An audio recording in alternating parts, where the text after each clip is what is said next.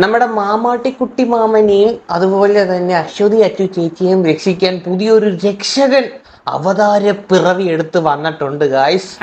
ഏതോ ഒരുത്തൻ നിന്റെയൊക്കെ പിന്നിലുണ്ടെന്ന് ഊഹിച്ചിരുന്നു. ഏതാടാ അവതാരം? ഈ കടലിനെയും കടലിന്റെ മക്കളെയും വിറ്റു ജീവിതം തുടങ്ങിയ കടൽ മച്ചാൻ എന്ന് പറയുന്ന ഒരു കുഞ്ഞുമോൻ, നീയാണോ? അതെ, ഞാനാണ്. എന്നെ ഇന്നലെ ഒന്ന് വിളിച്ചിരുന്നു. അത് പ്രിയപ്പെട്ട പ്രേക്ഷകർ ഒന്ന് കേൾക്കണം കേട്ടോ.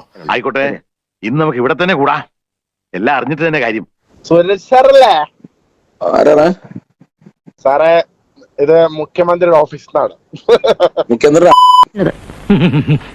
നല്ല സഭ്യമായ ഭാഷയിലൊക്കെ സംസാരിച്ചൂടെ നിനക്ക്? അണ്ണാ കടൽ മച്ചാനാണ്. പറയടാ.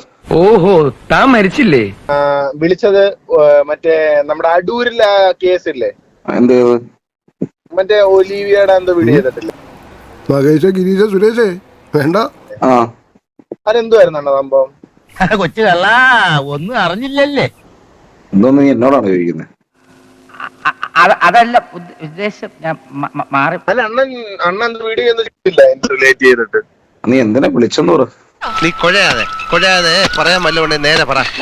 അല്ല, അതെ, നമ്മുടെ ഒരു ഒന്ന് സംസാരിക്കാൻ പറ്റുമോന്ന് ചോദിക്കാൻ വേണ്ടിട്ടായിരുന്നു. നിന്റെ ചാട്ട എങ്ങോട്ടാണെന്നൊക്കെ എനിക്ക് മനസ്സിലാകുന്നുണ്ട്. ആ വെള്ളം അങ്ങ് വാങ്ങി വെച്ചേക്ക്. നീ എന്തിന്റെ പേരിലടാ എന്നെ വിളിച്ച്?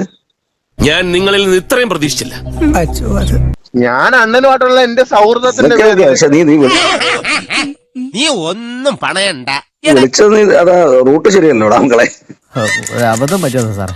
എങ്ങനെ അബദ്ധം കാണാൻ പറ്റുമോ നേരിട്ട് നാളെ? മക്കളെ നീ ഒന്നോർത്തോ, നിന്റെ പുറകിൽ എപ്പോഴും എന്റെ ഒരു കണ്ണുണ്ടാവും. നീ നല്ല യൂട്യൂബർ. നീ ഭയങ്കര കഷ്ടപ്പെട്ട് ഈ മേഖലയിൽ നിൽക്കുന്ന ഒരാളാണ്. നീ എനിക്ക് ടൂക്കാൻ നിൽക്കരുത്, അത് ഭയങ്കര മോശമാ. നിന്നെ പോലെ കൊറേ എണ്ണത്തിനെ കണ്ടിട്ടുണ്ടാ, കരയിപ്പിച്ചിട്ടുണ്ട്. കയ്യൂക്കൊണ്ടല്ല, നാവിന്റെ ബലത്തില്. അണ്ണൻ പറഞ്ഞതിന്റെ പേര് എന്നെ വിളിക്കരുത്. തെറ്റാണ്. നീ ചെയ്തത് തെറ്റാണ്.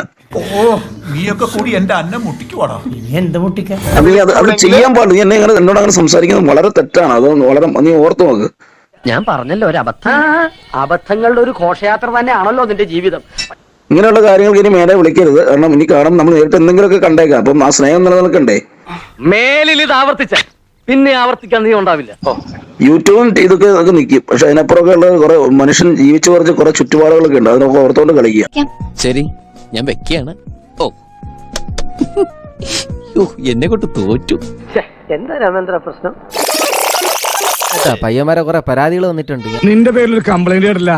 എന്തൊക്കെയാണ് ഇവർ നടത്തുന്ന തട്ടിപ്പ്? ജോലി വാഗ്ദാനം ചെയ്ത് പെൺകുട്ടികളെ ജോലിക്ക് എടുക്കും. എന്നിട്ട് ജോലിക്ക് എടുത്തു കഴിഞ്ഞാൽ ഇവരുടെ തനി ഗുണം കാണിക്കും. അപ്പൊ തട്ടിപ്പാണല്ലേ? പട്ടിപ്പണി എടുപ്പിക്കും. ഫുഡിന് പേയ്മെന്റ് ചാർജ് ചെയ്യും. ഈ ഫയൽ നോക്കിയേ, ഇത് മുഴുവൻ ഇവരെ കുറിച്ചുള്ള പരാതികളാ. എന്നാ ഇപ്പൊ വന്ന് അതിനേക്കാളും വലിയ ആരോപണങ്ങളാണ് ഇപ്പൊ നിലവിൽ പുറത്തു വന്നുകൊണ്ടിരിക്കുന്നത്. പുതിയ പരാതി എഴുതിക്കോ. ഈ HUCB ദമ്പതിമാരാണല്ലോ ഈ സംരംഭം നടത്തിക്കൊണ്ടുപോകുന്നത്. ഇയാൾ പല പെൺകുട്ടികളോടും പലപ്പോഴായി ലൈംഗിക ചിവയോട് കൂടി സംസാരിച്ചിട്ടുണ്ട് പോലും. എന്റെ അമ്മേ, നീ എന്ത് പണിയുടെ കാണിച്ച? ഇനി രക്ഷപ്പെടാൻ നോക്കണ്ട, കുരുക്ക് വീണ് കഴിഞ്ഞു. മനസ്സ് നിറഞ്ഞു. തന്തയ്ക്ക് വിളിച്ച പോലത്തെ ഒരു സുഖം. വരട്ടെ.